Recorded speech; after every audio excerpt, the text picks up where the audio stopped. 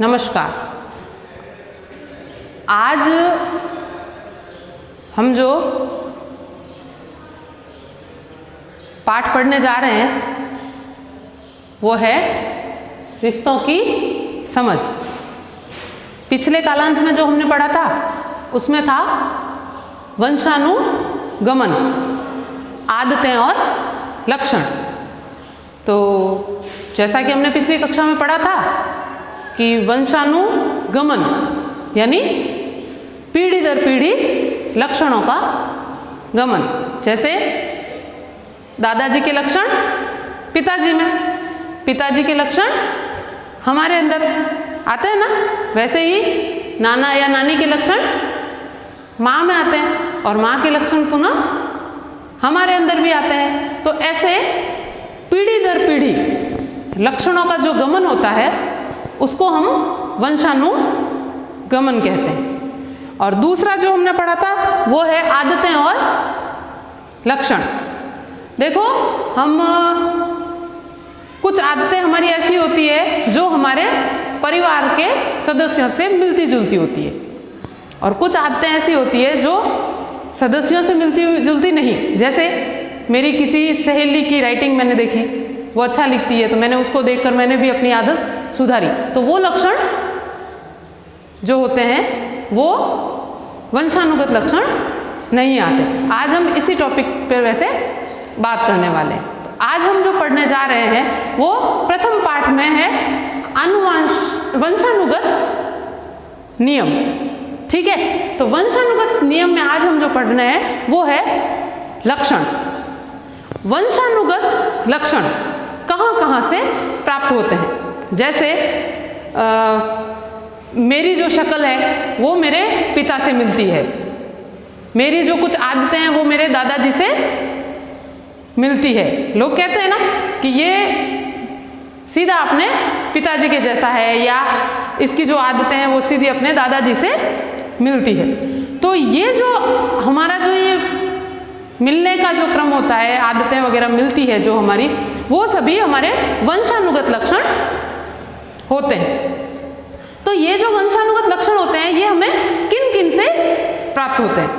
ये वंशानुगत लक्षण हमें हमारे जिन व्यक्तियों से हमारा रक्त संबंध है, खून का रिश्ता है, उनसे ये हमारे लक्षण हमारे अंदर आते हैं। जैसे हमारे दादा दादी है, उनके लक्षण हमारे अंदर आएंगे क्योंकि उनके लक्षण पिताजी में आ रहे हैं और पिताजी से हमारे अंदर, और दादा का और हमारा खून का रिश्ता है तो हमारे अंदर उनके लक्षण आते हैं।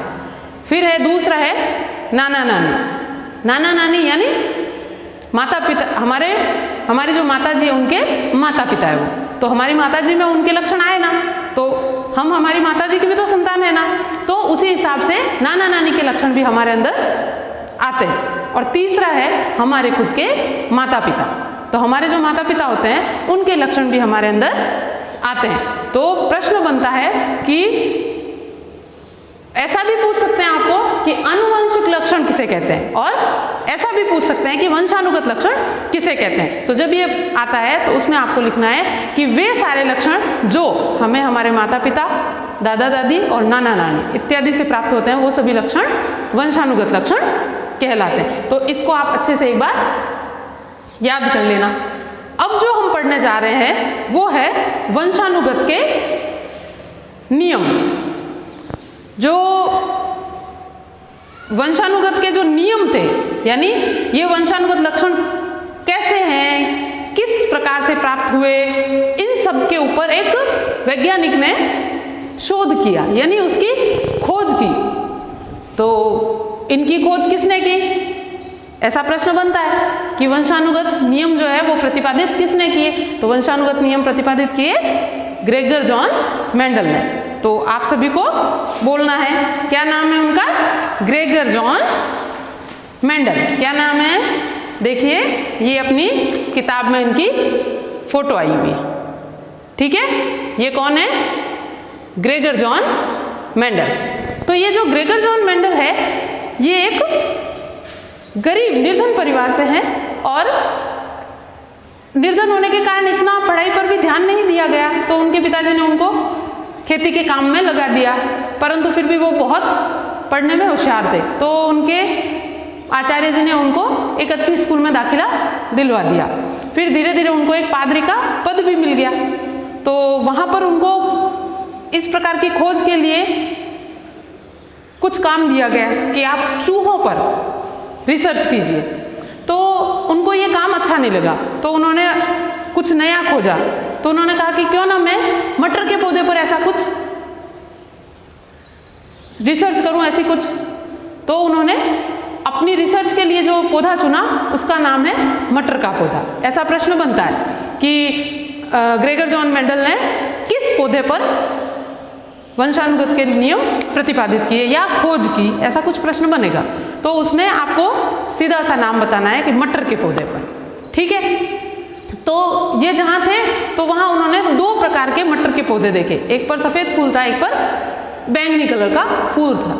अब वो जब गए तो उन्होंने सोचा कि ये कैसे इन दोनों में फ़र्क होता है, जो सफ़ेद वाले हैं उनके सफ़ेद ही फूल हो रहे हैं, जो बैंगनी है उनके बैंगनी ही फूल हो रहे हैं, तो ऐसा सब क्यों है। तो उसके ऊपर इन्होंने खोज की, लेकिन इनकी जो खोज थी वो लोगों तक पहुंची, लेकिन लोगों ने उन चीज़ों का इतना भरोसा नहीं किया। कई समय बाद लोगों को ऐसा लगा कि वाकई में जो लक्षण है वो अपने जो रक्त संबंध है उन सभी के लक्षण जो हमारे अंदर आते हैं वो सभी वंशानुगत लक्षण कहलाते हैं। तो जो डॉक्टर ग्रेगर जॉन मेंडल है, डॉक्टर ग्रेगर जॉन मेंडल ने मटर के पौधे पर बहुत से नियम प्रतिपादित किए, इसलिए उन्हें आनुवंशिकी का जनक भी कहते हैं, ठीक है। ये जो नियम थे ये सभी ग्रेगर जॉन मेंडल ने ही बताया हम लोगों को। तो ऐसा भी प्रश्न बनता है कि आनुवंशिकी का जनक किसे कहते हैं, तो ग्रेगर जॉन मेंडल को कहते हैं। अब जो आगे है वो जो नाम है वो है डॉक्टर हरगोविंद खुराना। क्या नाम है? डॉक्टर हरगोविंद खुराना। ये जो डॉक्टर हरगोविंद खुराना है, ये जो फोटो दिख रही है ये डॉक्टर हरगोविंद खुराना की है।